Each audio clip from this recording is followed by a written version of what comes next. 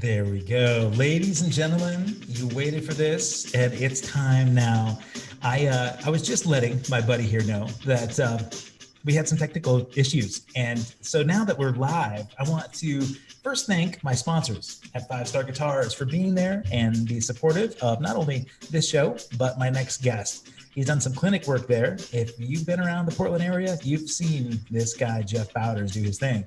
FiveStarGuitars.com has an incredible selection of guitars. They've got repairs, they've got lessons, everything you need. If you're outside the Portland area and you're looking to spend some money on a guitar, you're going to save a bunch of money by checking out their inventory and going to FiveStarGuitars.com. And there's no sales tax here. So that's where you get the bonus. You get a better bonus if you talk to me right now, because I have a special guest who's done some clinic work right there at Five Star Guitars. I mentioned in this lead up that there's no better source of positive energy on the planet. We all need this right now. So we're going to have a great time with this conversation. If you already know him, then you know what an amazing guy he is. So I don't want to delay this anymore. Please welcome my buddy, Jeff Bowders. Take two. Thank you, good sir. That's awesome. Yeah, thank you for having me, brother. I appreciate this. Your fans out there don't know that we already had a take one, and I was all ramped up. I was throwing accolades your way, and I did a great promo and we gave away all that money. Remember, we gave away those prizes.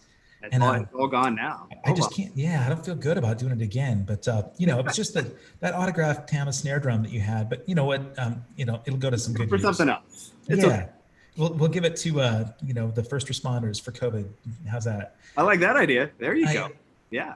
Man, let me ask you first of all. We know that you're an educator, right? So you're an educator, you're a performer, you're a clinician, you're an author. As an educator, you should be going right into courses at Musicians Institute to teach the future rock stars of America how to play drums. What's going on with that? Are you doing virtual stuff, or are you hanging at home? Well, as you know, because obviously California is, as with most of the country, is pretty much in lockdown. And so since COVID happened, we haven't been able to do any sort of live classes at the actual school, at the brick and mortar school. So it has been virtual for most of the school. The difficulty is, as you probably have experience, is that teaching drums remotely requires a little bit more hardware than teaching the flute or a guitar or something like that. So that's been a bit of a challenge, just because not only on the educator's end to have their gear set up, but also on the student's end as well, because we want to be able to hear, what they're doing to the best of their ability. But some people just don't have either the financial means to be able to make that happen, or the technological know-how to facilitate that. And so, it's been kind of difficult, but we're still trucking through it, and hopefully this fall, the fall quarter that's happening here in October, I think they're going to partially open up the classroom so that we can actually have some performance classes there in a live setting, which would be amazing. So fingers crossed for that, and we'll see what happens. I would imagine that doing Zoom, where you're doing instruction and really looking at intricate details of the drummer's technique, has got to be almost impossible. It's not like they have multiple cameras showing the grip and, right. Getting in close on ghost strokes and looking at, right. At foot technique. It's funny, the foot thing. I think every time I'm around you, people are asking you about how you use your foot. I'm not going to ask you these normal questions. I want to hang out. We're going to have fun with this thing. We'll save that for clinics, okay? Because whatever, buddy. It's everything's fair game. It's all good. You do have a ripping fast foot, but I gotta say, before we sort of throw down your the credentials that you've got, because you've played with some of the most amazing musicians in the world, especially guitarists. I cannot believe the amount of guitarists you played with. But you're a Salem guy. You're Salem, Oregon. You grew up here in the Oregon area, right? So small town boy, rock star dreams. Is that kind of what started you on this path? Oh, 1,000%. Yeah, absolutely. Yeah. And it's interesting you mentioned all the guitar players. Most of those guitar players recorded on a record label called Shrapnel Records. Right. And as we know, there's another kind of famous drummer in the Salem area, right, Dean Castronovo. And so Dean's like, I think 11, 12 years older than me. And so when he was playing with those shrapnel artists, I was just starting to play drum. Oh, okay. And I was studying with a drum instructor down there named Jim Tilton, who was also one of Dean's instructors. And so by proxy, I met Dean through that. And when I first heard Dean play, it was actually at a drum recital, my very first drum recital that I ever played at. I was playing drums for a year, and my drum teacher, Jim Tilton, had these annual drum recitals. And then he would normally have like a guest come back from yesteryear that used to study with him and kind of do a hot shot solo. And that year was actually Dean. And that was the year he actually just started to work with Bad English. And that whole thing started to develop. And so I didn't know who Dean was. You know, I'm 11, 12 years old at the time. Oh, okay. I had no idea, because I was only been playing drums for about a year. But then here's this guy comes in and, you know, just totally crushes and playing everything over my head. I have no idea how to comprehend it.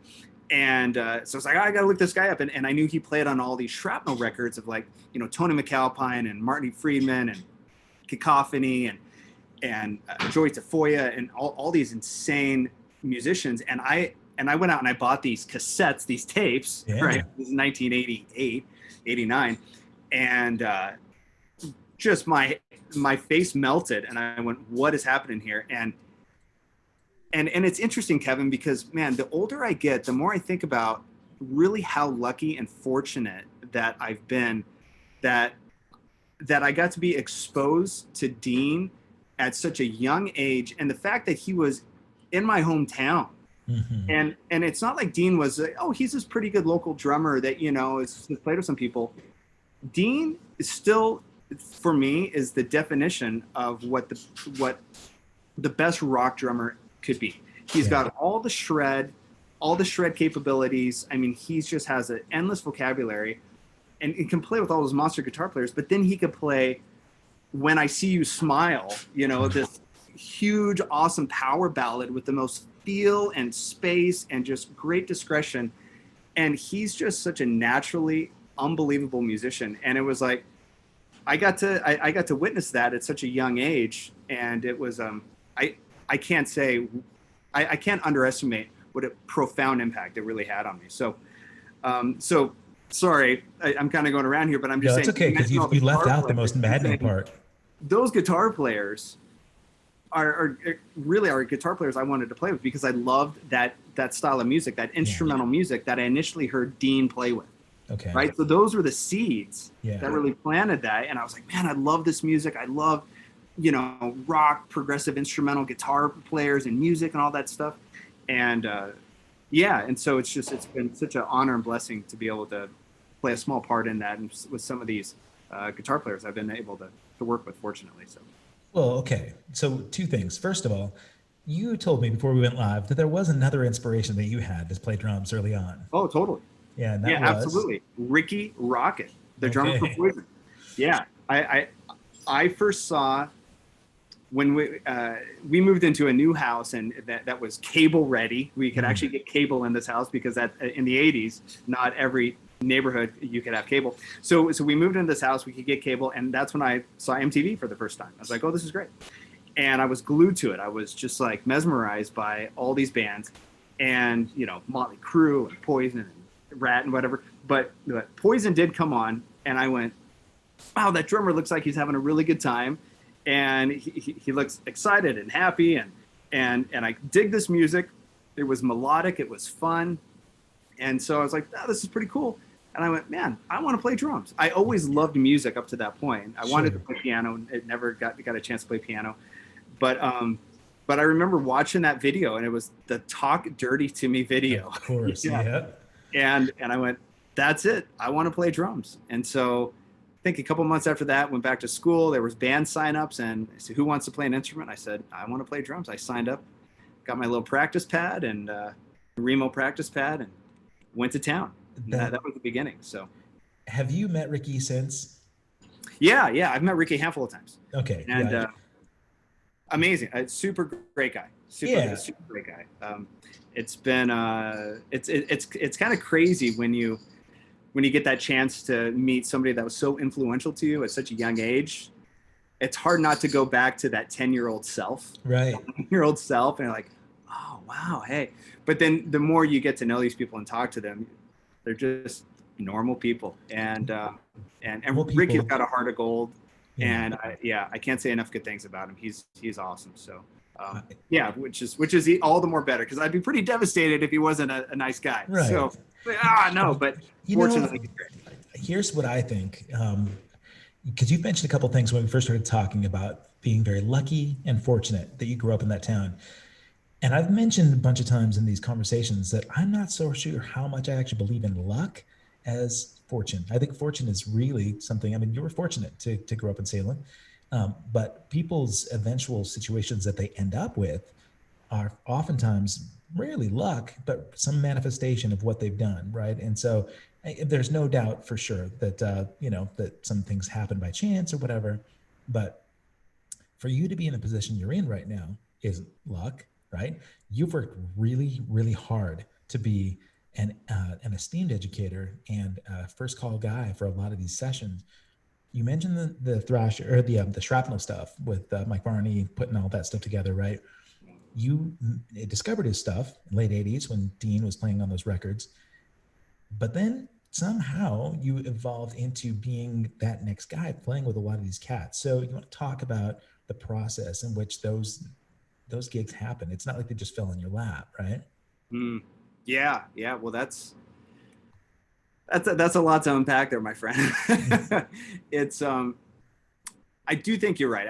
I think I don't necessarily, I think luck is kind of a difficult thing to really, or it's difficult to really define or put any sort of legitimate value on. Sure. But I think there definitely is, what is it? Preparation plus opportunity meets luck or something like that. Okay. You know, it's like, if you're not prepared for when the opportunities come, then you'll miss out on that supposed luck. Sure. But those opportunities too aren't always readily accessible. And so you could practice your butt off in the basement of your house in Tuna Fish, Nebraska, and never really get the opportunity to play with those people. Once again, I have to preface this with this is all kind of before YouTube and the internet, before you really could, be a basement all-star, and then some artist comes across your videos, is like, hey, I want to hire you. So, but it didn't work like that, for years, up until like 2006, 7, 8. But so the thing is, Salem, Oregon wasn't the music metropolis to be able to get within an earshot of some of these artists that I wanted to work with. So I went down to Musicians Institute in the late 90s to go study for about a year, and it was awesome. It was a great opportunity, and I got to meet a lot of really amazing musicians and just people in general that really kind of helped form my perspective of like what to do and also what not to do. As we know, some people may be very talented, but they may be very talented at their instrument or their whatever skill that they may be known for. But as people, they're maybe not the most desirable people to be around, because they haven't spent time focusing on themselves, of who they are as an individual, and how they treat and take care of other people and respect other people. And that's not only equally as important, it's way more important than how good you are at a particular skill. Yeah. And that was a real eye-opener to me, is just being able to see like an amazing musician and not play with anyone because they may have had the personality that no one really desired to be around. You bet. And then, but on the flip side of that too, I saw guys that were okay musicians. I mean, nothing like too spectacular, but they were just awesome people. And they just made you feel great to be around, and you just want to spend time with them, and they make you feel good. Yeah. And those guys are working all the time, It's like, we're humans first, then we're musicians. So, you got to be a good human before anything, if you expect to work with other people. That's a common thread in almost every conversation I've had on this show. Oh, really? Yeah, because it relates to every industry too, right? Whether you're a voice actor or an author or a therapist or an athlete, if you're a selfish basketball player, And, you know, even if you're one of the best in the world, eventually you're going to be traded around because you're not a team guy, right? And so it's a lot harder to win unless you've got sort of compatible team players. And in relationships, you might see somebody that's just stunningly beautiful and they have all these attributes that might be considered attractive, Yeah. but their personality is horrible, and so it's off-putting, right? And it sort of overshadows any of the other positive attributes. My older son, you met Caleb, Yeah. huge Buddy Rich fan when he was real little, and he felt like he wanted to be that guy because Buddy had the best hands, right? Buddy was known to be one of the best drummers ever, Sure. and so he saw that that was the way to go. And I said, well, the thing is, if it wasn't for Buddy Rich Big Band, Buddy wouldn't have been playing a lot. There's only one Buddy Rich, right? And a lot of people didn't want to play with him. A lot of people had a hard time playing with Miles Davis. A lot of people had a hard time playing with assholes. And so you don't want that to be your legacy, right? The hang is so valuable. And I've mentioned this. One of the things that I have as a slogan in my business for my web company is my company is Silver Lining Media, right? You look at the silver linings as best you can. And the slogan I heard was Jim Carrey's line. He did this commencement speech for these business students years ago. And he's talking to marketing and business students, right? Where their whole idea behind marketing and business is making money and finding ways to, you know, commerce. And he said, you know, the effect you have on others is the greatest form of commerce there is. And I feel like, man, it's so valuable. And I try to stress that a lot. Now, with you as an educator at MI, and you've got students coming in, I want to be the best. I want to be the next Travis Barker. I want to be the next, you know, Vinny Colaiuta. I want to be, you know, I want to play with Shakira, right? Do you sit down and have those sort of philosophical conversations with them where you can say, okay, well, your chops are good, but, and you have that combo with them? I probably had that conversation. That conversation happens more than actual drumming conversations. I'll bet. Yeah, because a lot of the students that come down there, you know, a lot of them maybe fresh out of high school.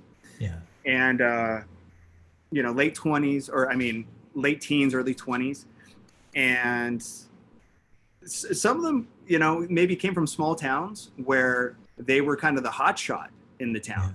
Yeah. And so, you know, they're coming to Hollywood and they're going to show everyone who they are. You know, well, sorry to tell you, there's 1,000 small towns across this country, and the hot shot of all those small towns have come here to do the exact same thing. Right. So, so you have to bring more to the table than your chops.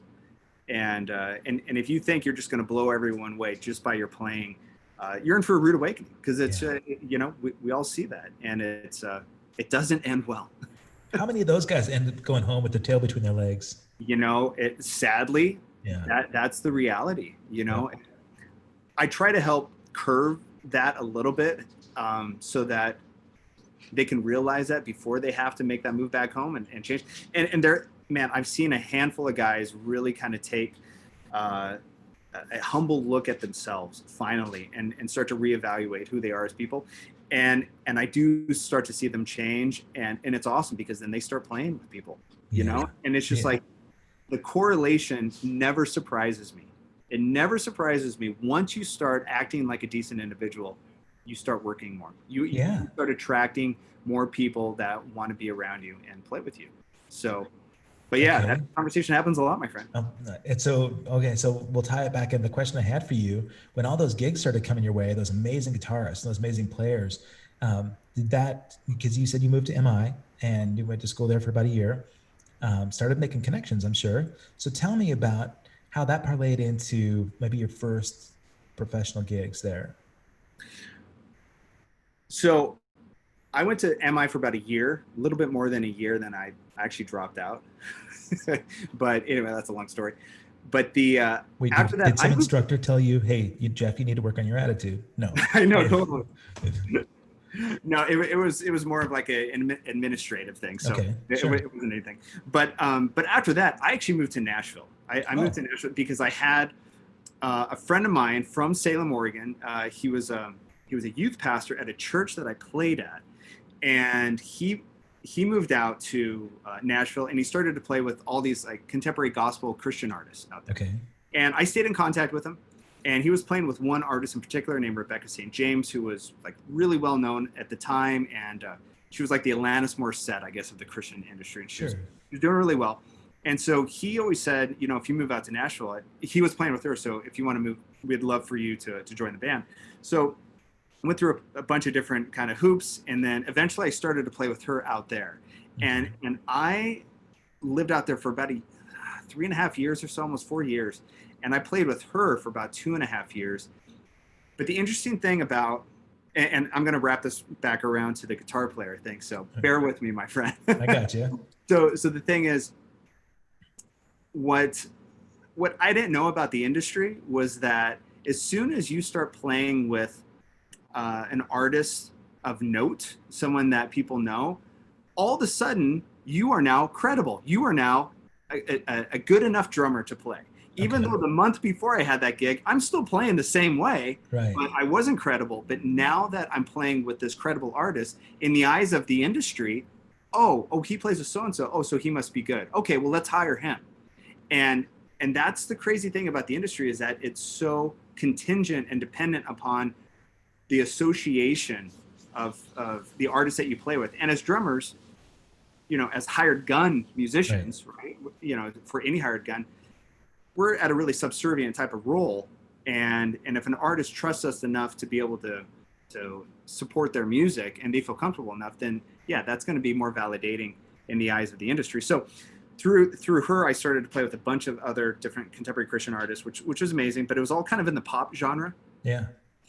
And which I love, but as I told you before, I had those seeds planted of like the instrumental rock. Like I wanted to play with Paul Gilbert. I want to play with Steve Vai. I want to play with these guys that I just love their music. And so eventually I just like, you know what? I think I need to move back to LA. And I was in contact with MI as well. And they offered me a position to teach there if I did move back. And so that was a pretty attractive carrot that they were dangling. And so I took it. And in 2003, I moved back to LA. But not really knowing anybody. I kind of had to start over, right? Oh, really? Okay. And so it was basically, I left a really cush, you know, gig, and I knew a ton of musicians and artists that I was working consistently, playing all over the world, making pretty good money, had a pretty good place to live in. And I remember one night I was sitting on the couch of my bass player's house. We were playing this band and we're getting ready for bus call. And I'm sitting there and I thought about that. I just went down the list. I just went, you know what? I got a pretty good gig and making good money. I'm living in a good place. I got some good friends. Yeah, life's pretty comfortable. And then it scared the heck out of me because I knew if I would have stayed there, I would have always wondered if I had more potential to fulfill that Nashville couldn't supply. Okay. You know? And that was really me wanting to play with these demanding guitar players that demand the most that I can offer. Sure. And that challenge was always so attractive to me, and I wanted that. And so that's why I just went, you know what? I got to get out of here. I'm moving back to LA, you know? And so I moved back. I didn't, like I said, I kind of started over. I didn't have any gigs. I didn't have anything. And it was it was kind of a humbling time, but I did know a couple of guitar players that I did play with when I was a student there, and they were teachers. A guy named TJ Helmrich, a great guitar player, another guitar player named Brett Garson, who played in Nelson, and he's an Australian guitar player. Now he plays with, I can't think of his name. Anyway, TJ Helmrich, he played with Paul Gilbert for a little bit, played rhythm guitar, which was great. And then out of the blue, after me about being back in LA for about 1.5 years, I got a call from Paul, and he left a message on my voicemail. It's like, "Hi Jeff, this is Paul Gilbert. I'm a guitar player, songwriter here in Los Angeles," like explaining to me who he is. Yeah, as if you didn't know. Yeah, totally. That's his humility, though. Like, what's happening here? And it was in between classes at MI, actually, and I was like freaking out. And he said, I got your name from TJ Helmrich and Beth Marlis, who Beth was the head of the guitar department at MI at the time. So he called the guitar GIT and wanted to talk to her and said if she had any recommendations for drummer, because he was looking for drummer. So he got my name through Beth, through the school, and then also through TJ Helmrich. And so that was a good sign for me that he's getting the same name from two independent sources. Yeah. And so he called up and he said, hey, I got some demos. At that time, Marco Minimum was playing drums with him. Oh my gosh. But Marco was still in Germany, so he was unable to do some demos for Paul's upcoming record.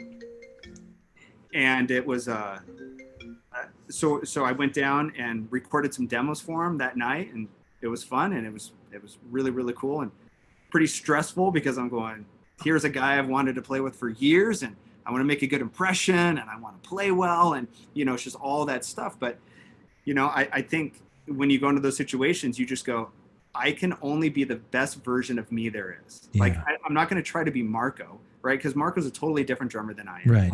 And even if I wanted to play like him, I couldn't do it. So I think that it just comes down to really developing the ability to go, I'm just going to be the best version of me. Yeah. And that's it. Because the thing is, if I try to be some false version, some facsimile of someone else, it's going to come off as disingenuous. Yeah. And it's just not going to be authentic, and it's not going to be that good. So the best quality I can give is the best version of me. And so that's the mindset I went into it with it. And Paul was really cool. He was happy with it. I was like, okay, this is cool. And then that says a lot about him too, right? That says a lot about him. And, knowing like his demeanor, he just seems like such an appreciative and supportive and generous kind of human being. And he lives up the street here in Portland now too. So it's kind of ironically, he moved to Portland, Oregon. Yeah, it is. How does that work? So yeah. So how long you played with him for a long time? Yeah. So after that demo session, Marco was able to do the record, and it was called Spaceship One. This is 2005.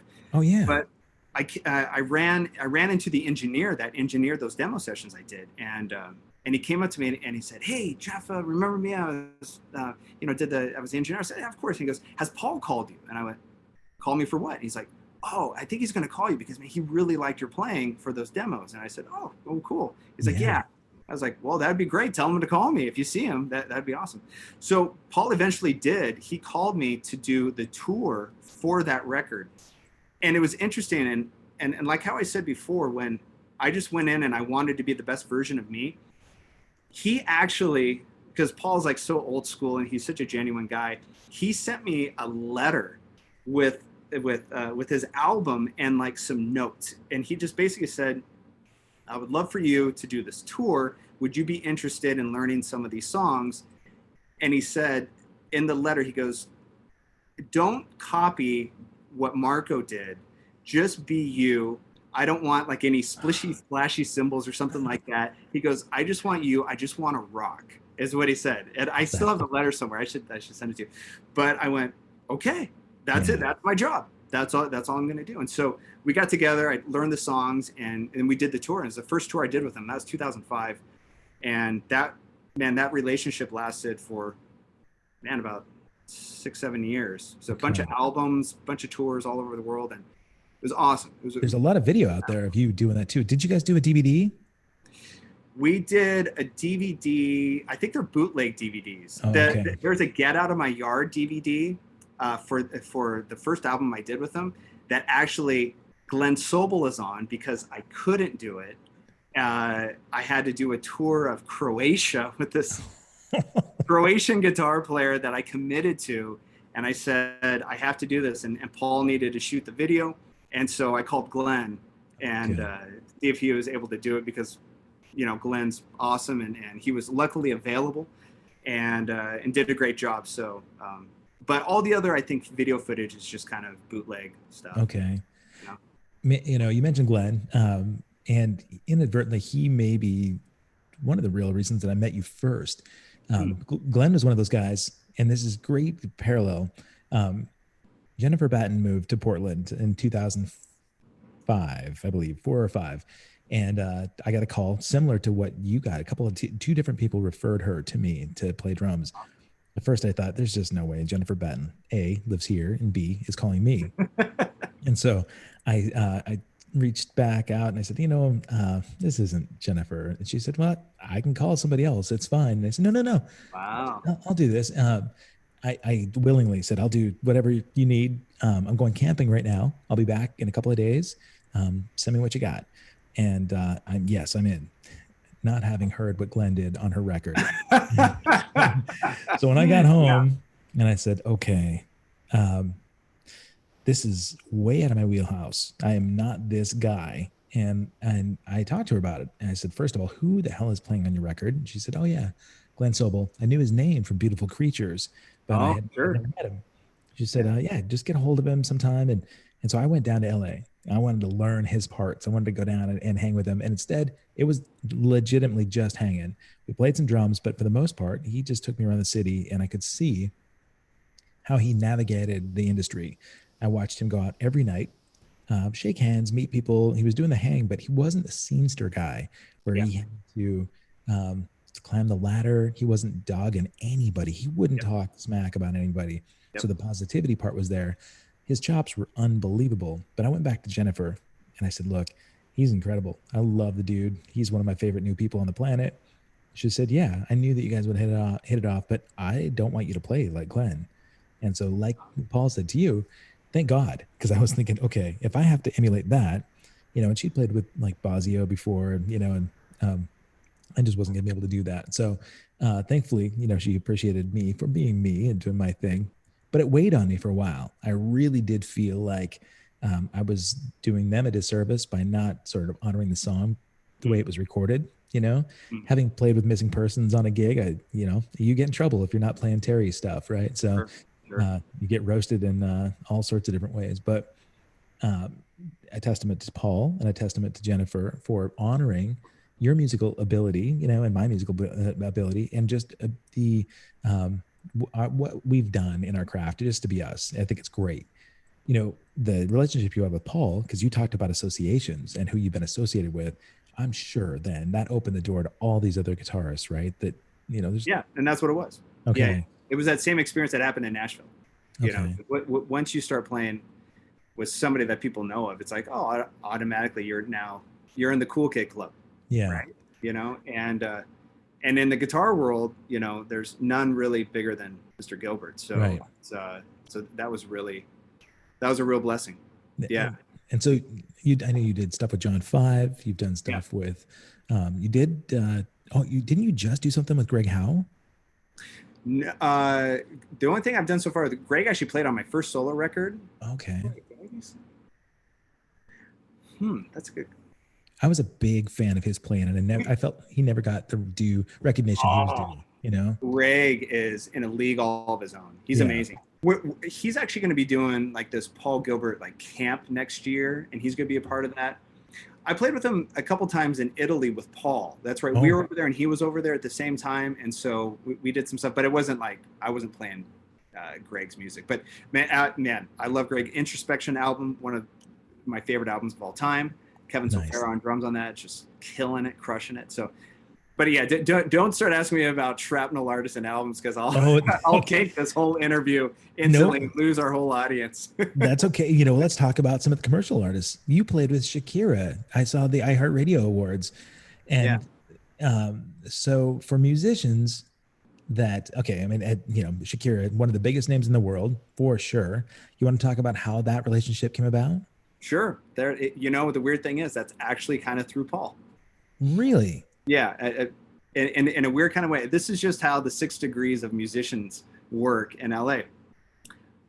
Playing with Paul, there's a guitar player named Justin Derrico, a great guitar player, plays Pink. Yeah. And I met Justin, and he knew that I played with Paul, and so we developed a relationship. I ended up playing on Justin's record, did a tour of his in Australia, and then Justin also, not only does he play with Pink, but he's also the house guitar player on The Voice. Yeah. And so when Shakira was one of the judges on The Voice, Brendan Buckley has been her main drummer for years, ever since she started. So that's his gig. And but for some reason he couldn't do some television dates, and so she asked Justin, "Hey, do you know any drummers?" And Justin's like, "My boy Jeff Bowders." Yeah. And even though I'm not known in the pop world like that, but I think that's a really important thing to point out, is that I think this town, or basically any industry, it's really easy for you to be typecast and for people to kind of put you in a box. And I totally understand that. And it's not that I harbor any ill towards that whatsoever, because I get it. There's so many musicians that it's difficult to keep track of them, right? And it's like, if I was a producer, if I was producing a Latin jazz record, I would want the guy that's known for the Latin jazz, right? That guy, he's going to do the best job possible, right? So I totally get that. But I also don't think that gives us an excuse to not be able to play with a variety of artists and be able to have the musical sensibilities to be able to sit in those type of situations where it's like going 100 miles an hour with Paul, and then the next minute I'm doing 4 on the floor with Shakira. Right. It's like, yeah, we should be able to do that. But you know who also taught me that? Who's that? Dean Castronova. Oh, yeah. So it all comes back around, right? Yeah, man. Well, like he's the machine that could play all the shrapnel stuff, but then he could play the awesome, Bad English ballads, the Journey ballads. Yeah. The most feel and just and musical discretion that you would ever want. So discretion. That's a great way to really think about that. It's funny too, to go back to Glenn. I saw that type of casting happen with him that very first time when he and I were hanging out. He had played, with all those guys, the Chris Impellitteri and the Shredder guys, Tony McAlpine. And when he had some cattle call requests, so Barry Squire does a lot of the auditions, right, for bands. And I remember being in LA with him when he had a couple of these opportunities pop up, and he said, it's crazy. I mean, I'll walk into those places and they'll say, oh yeah, we don't need the double bass guy for the Avril Lavigne gig, and before he can even get in the room, that's kind of what goes on through some of their minds. And I was so grateful for him to, he, at that point, he jumped right into the Trev Lukather gig, Steve's kid. So there was an element of like sort of progressive, funky fusion stuff that they were doing. But when Alice Cooper came along, Alice not only brought him into the world stage of being able to do these massive international gigs with lots of visibility, but Alice does this thing every New Year's, right, in Maui, where he does this all-star jam, and that's all for Shep Gordon's charity event, and he has different artists every year. So Glenn started getting these gigs on New Year's where he'd be playing with Alice, but then up on stage would jump Paul Simon or Sarah McLachlan or Sammy Hagar, all these artists that are way outside that parameter that broke the stereotype. I would see these clips of him playing with Sarah McLachlan, and I said, dude, that's exactly what people need to see of you, to know that you're not just Glenn Sobel, heavy metal dude, and he recognized it too. As he's very humble and very gracious, incredible drummer. Like you, just recognizes people's worth outside of their talents and abilities, but the type of people they are, Yeah. So, whenever somebody talks about their favorite drummers, I also sort of equate that personality part of it. I mean, the last time that you and I ran into each other outside of Mates, I was going to get drums from Nate Morton, right? So, right. Nate, one of my favorite people on the planet, incredible drummer and a more incredible human being. And he's got all the chops in the world, man, but he's playing all those pop songs on The Voice and loving every second of it. And he thrives on positivity and his love for drumming and love for people. And, I'm really excited to have this circle of people around me that are like that. You've been that way from the first second I saw you. It's such a cool thing that you're an Oregonian, because we can claim you as our own. Thank goodness there's an amazing drummer that's also very level-headed. I would guess that outside of Musicians Institute, you're also teaching. You do any individual lessons or masterclass stuff at all? Yeah, all the time. Yeah. I have a studio at Mates. Okay. Where we saw each other. They're in North Hollywood, so that's where the studio is. And really, since this whole kind of lockdown happened, it's allowed me to really focus on more of an online education idea that I've had for years. It's called Drum Discipline Academy. Yeah. And that's allowed me to really, this time has kind of allowed me to really focus on that, which has been awesome. I've been wanting to do that for years. And I'm just finishing up actually recording this 60 video 8-week boot camp that I'm going to be launching here at the end of September. And I've had a bunch of students go through it before at MI, and it's been a really positive thing. I think I can confidently say it's the best educational thing I've ever created, of all the books I've ever written, anything I've ever, or articles I've written. It's just so comprehensive, and I think it's really effective, and it's not too difficult. It's not too simple. If you've been playing drums for 30 days to 30 years, it really covers the whole kind of spectrum of just rhythm and coordination, and just kind of the essentials of what makes a good drummer. Yeah. And so I just kind of packaged this thing up in 8 weeks, and I'm super excited about it, Kevin. I can't even begin to tell you. So, man, well, I saw it on the website. It's great that you talk a little bit about it. Is that one that was sanctioned by Musicians Institute too? Did they get behind it at all to help subsidize your costs, or? No. I mean, they have their own online classes and courses that I think they're starting to make available, but this is totally independent of MI. Yeah. Because I saw the Hal Blaine books that you put together, the 3 books that were MI sort of sponsored, if you will. Oh, right. Okay. Sure.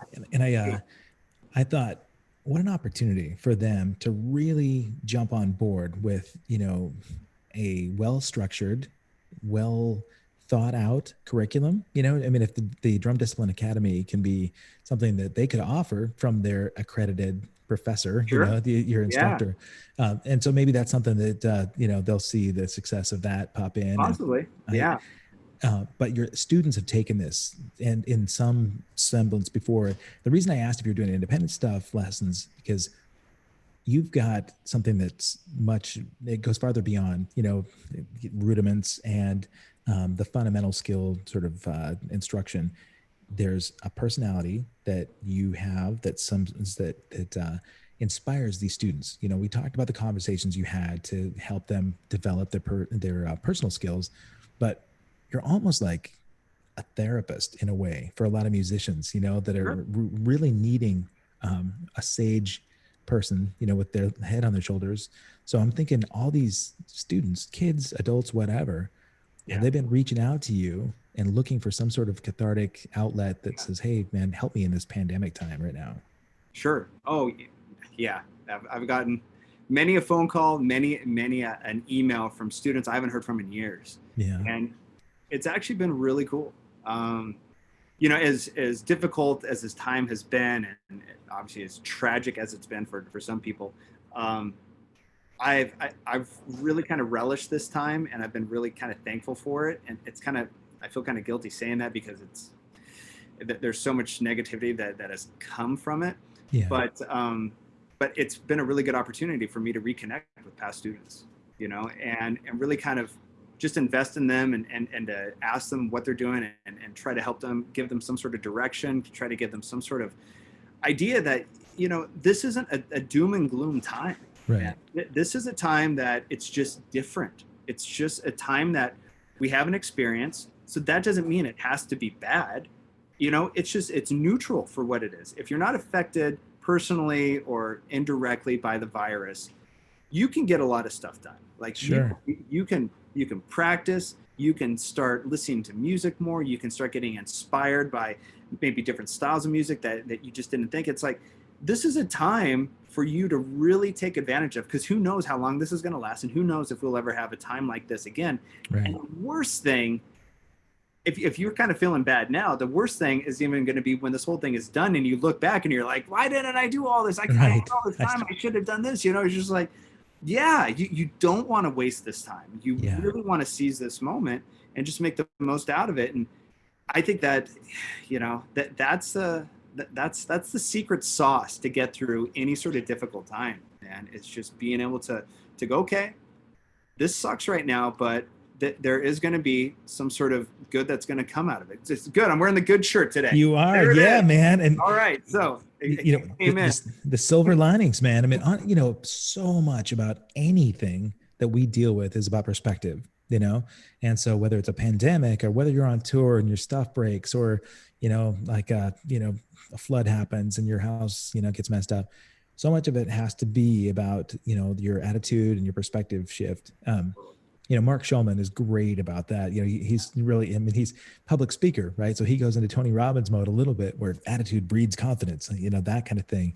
But his attitude, as I think I ran into him the same day that I ran into you outside of Mates that day. Awesome. As with a shitty attitude, no matter what you do in life, it's going to be toxic, right? And so it can drag you down. You don't have to be a victim in this if you're not, like you said, not directly affected by the virus. It's interesting. I know that a lot of musicians that I've talked about are really having a struggle with life because it's just not doing what they're expecting. Being able to manage expectations is another thing. Struggling if you're expecting to be on tour. We had the biggest tour planned in my lifetime this year, and it didn't happen. And this podcast opportunity really was an accident for me to happen. Perfect. But I'm so grateful to get hanging with guys like you, and it's been cathartic. It's been fun.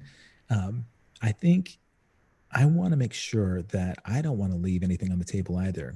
I haven't been practicing my drums, and I get depressed, and I just got a gig that popped up yesterday for the first time. Haven't touched my drums in 6 months other than one quick video shoot. It's crazy. I've not gone that long since like high school, and it was messing with my head a little bit. So a perspective, attitude, it's really what has to drive me every day. Yeah. So I have to start with rituals. I have to start with some habits. Do you have any daily rituals that you go through to kind of get your day going? Well, it's the morning ritual that I think is kind of the deal breaker of how the day goes. Yeah. And so I hold my mornings pretty tightly. So it's like, I like to get up fairly early. I like to do some devotionals, read my Bible, pray, and then I work out, and then I go to the studio, okay. But if I just kind of wake up and just go, okay, I'm just going to go and I miss, kind of my quiet time and I miss kind of the workout, even though I don't work out every day, it's like maybe 5 days a week. If I just blow that off, my whole day feels out of balance, and there's something about, I'm sure there's been many studies proving the fact of how neurologically our brain works when it's set into patterns and rituals. Yeah. And that's why I think rituals have been around since the beginning of time, because they work. There's something about it that I think our brain and our body crave, and I think it prevents unneeded stress. Sure. Because I think a lot of stress comes from things that were unexpected. But I think when you have something that you can do ritually, that gives you some sort of sense of control. And so if something does happen later in the day that it was unexpected, it's like, okay, well, it's not totally out of control because I had my morning, right? So I can handle this. It gives you a foundation that you can really kind of take things on without being, too affected by it. That's so good, man. I knew that there had to be a base for this, because you've always seemed really grounded, no matter what situation you're in. The Shakira gig we talked about, some of these other kind of like real high visibility gigs, that was a different stretch for you, right? I mean, Shakira, like on TV. Yeah. Okay. I didn't want to like I guess I don't want to reveal some of the magic that happens on live TV, but was that one of the gigs where you're actually playing all live, or was there a lot of stuff that was tracked that you were having to sort of? I actually play drums on that. Yeah. Okay. That's the drums you hear is actually me. There is kind of like a backing loopy track. Mm-hmm. There's a lot of other instruments and voices that maybe weren't played live. Right. Yeah. Because I remember when I heard them, because I didn't hear the tracks. I showed up for sound check the day before, went through it a couple times, and I remember the first time I heard it, I was like, oh wow, this is quite a big band with only 4 people on stage. So right. But yeah, the drums were actually in there, so cool. Kind of cool. And one of the magical things about Pink, you mentioned Justin Derrico. Yeah. Shulman, and I've gone to see him do that gig several times, and talking to like that whole band is great. Justin is such a humble, great human being. He's amazing. Yeah. But Mark had said, guess how much of this is on tracks on our live show? There's just like the click for their video sequences that are going in the back. Yeah. Everything you hear from Pink is all live. Yeah. He said, like, yeah, I mean, their whole band is fully live. When you see that show and you see Pink upside down and spinning and doing all of the theatrics, she's insane. She's incredible. It really is. And from what I could tell, that looked like Shakira was really singing too. And she's got power behind her voice. Have you played with her besides that one gig? No, that was it. Yeah. I was supposed to do a couple other TV dates, but I had to go to Poland to play with this Polish band that already. That's the hardest thing about being kind of a hired gun, is that it's just scheduling. Right. And I'm the type of person that if I commit to a gig, if I say I can do this gig, I do it. Yeah. And no matter how big of the artist, because I'd much rather do the Shakira gigs, obviously, but it's like, I already committed to this band and that no one knows about, but in Poland. Yeah. But still, I made the commitment, so I'm going to honor that. That's so great. I mean, that down the road, your reputation is so pivotal based on, word of mouth, so if you had said, I'll bail on these guys, that band is connected to somebody else and people find out that, Bowders will take the next gig. That's just more money, right? That it'll eventually come back to bite you, and you can sleep better at night. That's the most important thing. Yeah. It's just like, I just want to be able to feel good about myself and not knowing that I try to make the best decision possible. So man, you've got sage wisdom for these young up and coming artists. You were also really honest. You talked about the moments where you talked about having these students need to be humbled at MI. Do you have any moments where, wow, you know what, there was a Jeff Bowders moment where I had to kind of put my tail between my legs and be humble a little bit? Do you have any memories like that were kind of game changers for you? I mean, almost every day of my life. I mean, it's like every day I'd look at Instagram and YouTube and watch some of these, drummers that maybe even half my age are just like, are unbelievable. But aside from, I mean, the Nashville thing, I went out there, and not to go on to the whole Reader's Digest story here, I went out there expecting to get that gig, and it didn't happen 3 times. Really? And for various reasons, and it was pretty defeating, and it was something that I started to consider, okay, obviously this is me, or what's happening here, that this expectation is not being met. Okay. And and that it was a dark time, but it was actually a really good time, when you look back at it, because I think those dark times kind of force you to be a little bit more introspective, and you grow if you make the choice. Right. You can, like you said earlier today, it's like you can choose to be the victim or you can be the victor, right? And it's like, okay, things aren't happening the way I want them to be. I mean, I moved out to Nashville to get these gigs, and it's like, I said I dropped out of MI, but I graduated from the first part of it, and then there was a second part that I quit. So I actually graduated with honors, like I was the best student in the class, whatever that means. And so, but I go out to Nashville thinking I'm going to go out to Nashville. I'm going to get this gig. I'm the best drummer. So this is going to be awesome. And it was like, no, you're not going to get this gig. You're going to work at a telemarketing company and scrape ice off your window every morning at 6 a.m. as you go to work. And you're going to talk to your friends later that night that you went to school with, and they're going to tell you that they have all these gigs now and they're touring the world and they have all these endorsements. And it's like, Jeff Bowders, I'm the guy that, I was the best drummer in my class. Why don't I have that? So you build this like entitlement mentality that's so self-destructive, but that's what I had. And it was so frustrating.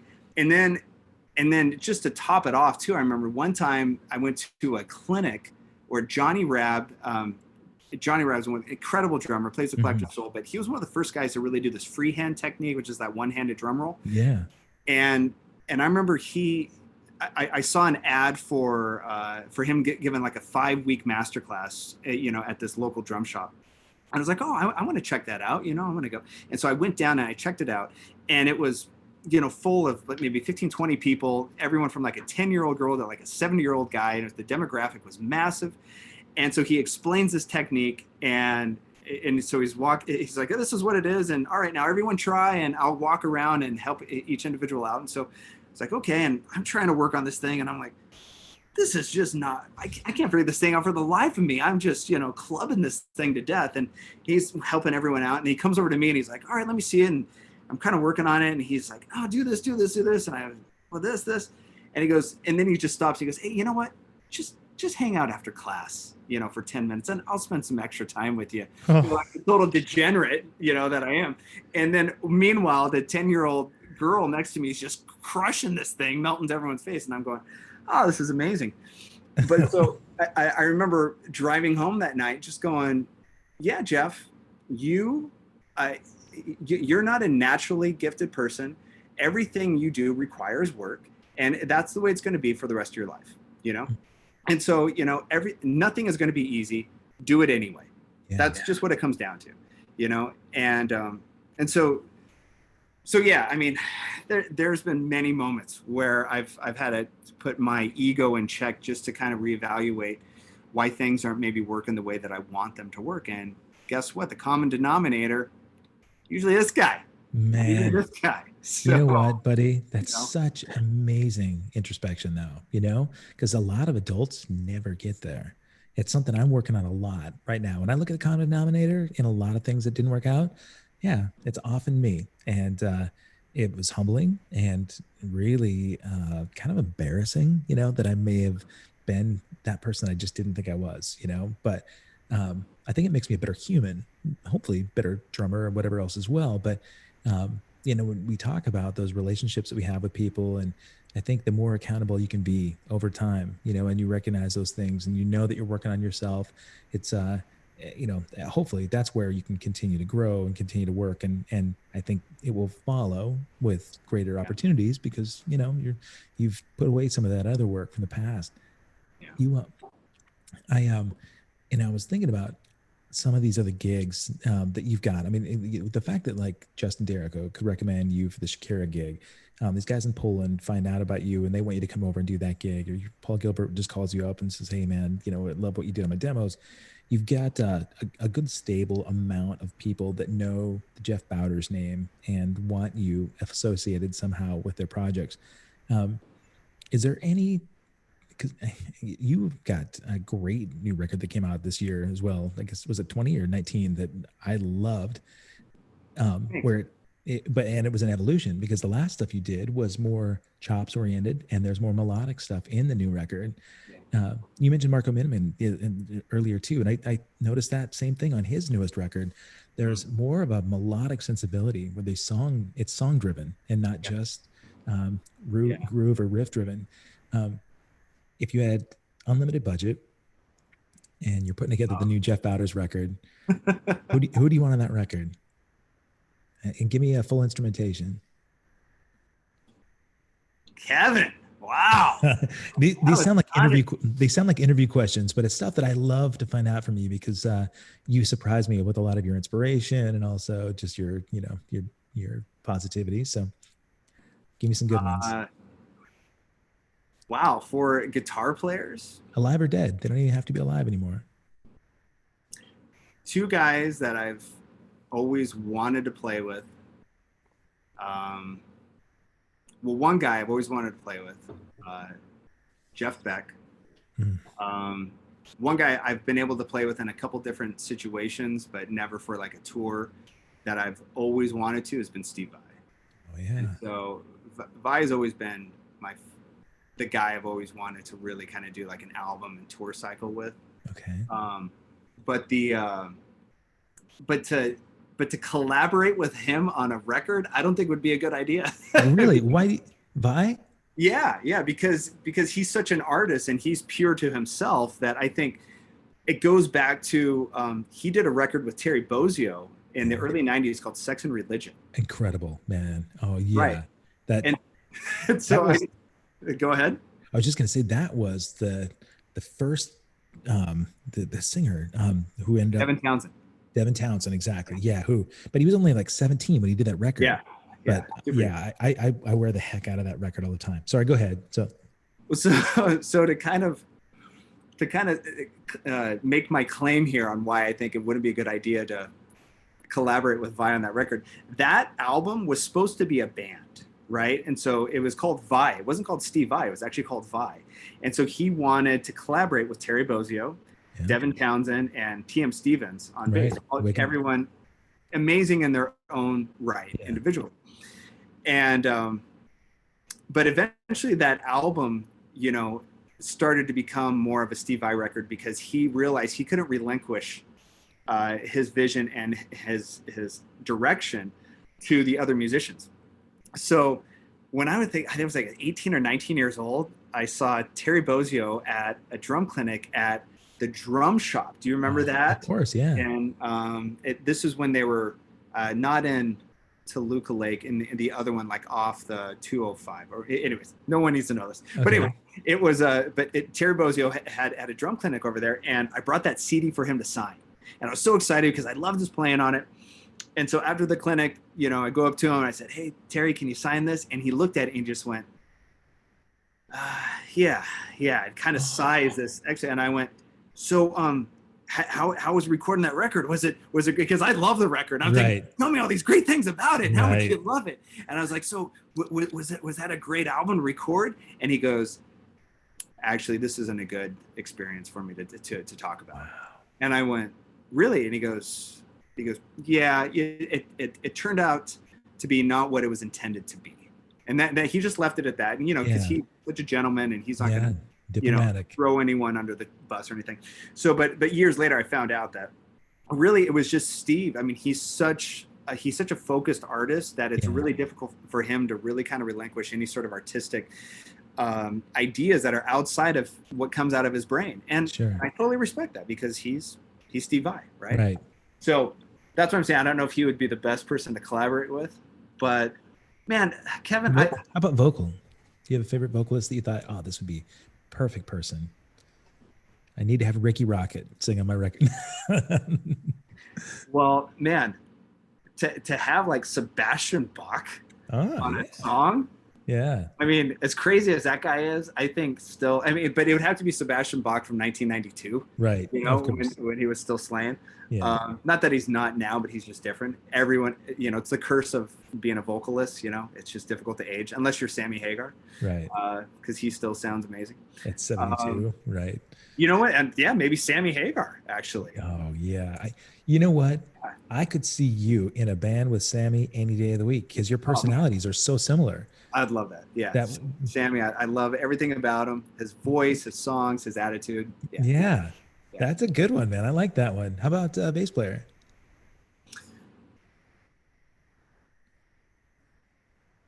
I know what you're doing right now. You're going through all the bass players that you're currently. I know. I'm just kind of going through the Rolodex right now. And you're thinking about the guys that you're going to offend if you say, "No, it's okay." Like that's why I said alive or dead, and they'll understand. You know, the Dane Ryans of the world will understand if it's not them. Dane. You know, I'm just going to leave. I'm going to say Dane Ryan because I haven't played with him for years. So we need to reunite. We need to get back together because that'd be awesome. I love that guy. We have so many good memories. You can't do it because Mike Collins is here on the thread and he's saying two of my favorites. And so Mike's playing with Dane all the time. And you're not going to be able to play with Dane. Mike, I'm going to Tanya Harding your leg. Oh, yeah, nice. That's what I'm going to do. Oh, man. I'm going to take you out. Tanya Harding. Oh, that's right. She's Portland representing as well, too. Yeah, man. Yeah, I got to keep it in the family. You got to get out of the Northwest, man. You know, how long has it been since you talked to Dean? Talked to Dean. It's been, I think I talked to him not last year, the year before. So it's 2018. I think it's so it's been a couple years. Yeah. We chatted the other day. You know, he's loving the Dead Daisies gig. You know, they've got Glenn Hughes singing for the friggin' band, which is amazing. I saw that. I was like, what's happening? Monstrous. I had some amazing chats with some of my drum heroes for sure. I mean, Dave Aberzees was a friend of mine and real inspirational. And I'd been out of the public eye for a while. We had a great combo a couple weeks ago. And I started thinking about doing a group chat with a few cats that I think would be really great hangs. You know, Dean had to reschedule, so we have not yet done his, but I think it'd be really fun to maybe get, you know, some Northwest drummers together like you and Oh, that'd be great. Aberzies and Dean Castronovo. And, we did Todd Zuckerman the other day. It was really fun. It was, Awesome. I expected to see more Tom and drums in the background here for you, because, this is, I did Aronoff about a month ago, and Aronoff had all gold records in the backdrop. And I thought, Yeah, sure, of course. My dungeon looks pretty scary compared to his. And so I envy your dungeon, actually. I joked with his tech, Aronoff's tech, and he also techs for Glenn Zobel, Mike Miller. And okay. That's right. Yeah, Mike, of course. It was a great conversation here on All Access Live. But I told Mike, I said, before I get Aronoff on part 2, I got to get some gold records for my wall. And he goes, you can't. You can't. I said, why not? He goes, because there are none left. Kenny's got them all. So I was like, I told Kenny, I said, man, you got a good collection up there. And he goes, well, I can't put them throughout the house. I got to have them, in my office and man cave.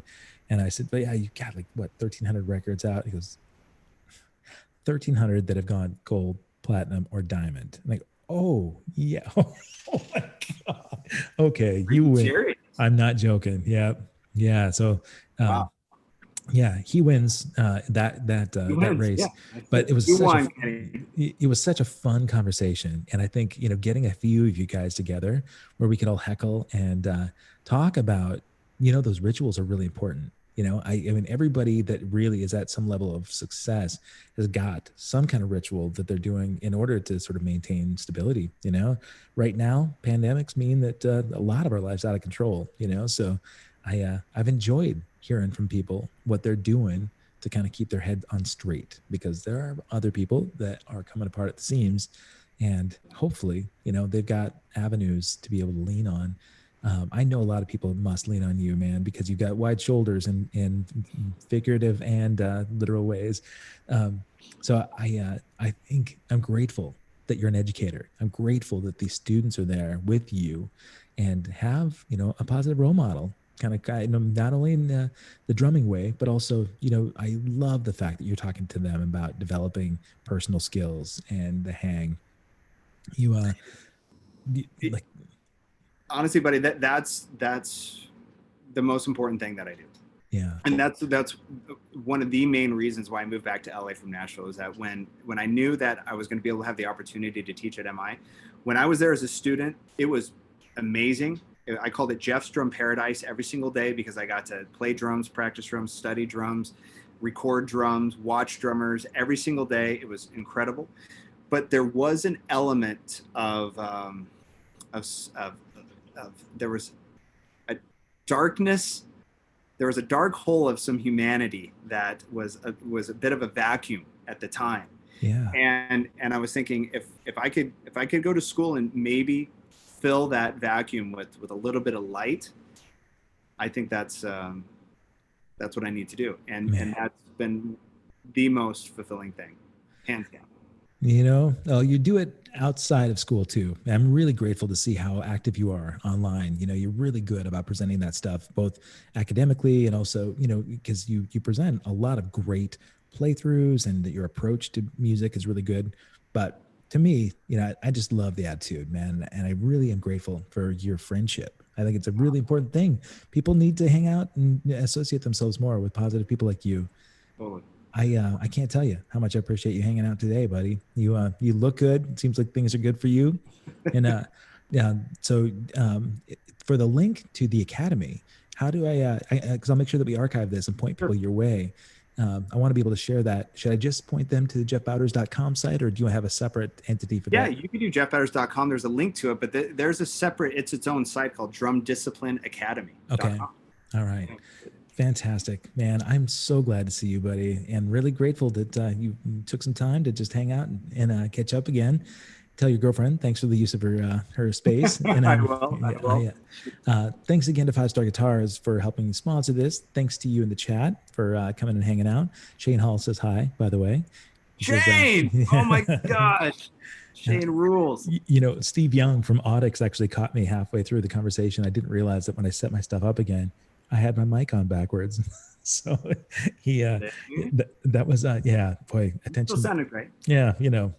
It's all about you, buddy. It's not me. Well, before we go, I just have to say thank you again, buddy, for doing this and allowing me to come into your world.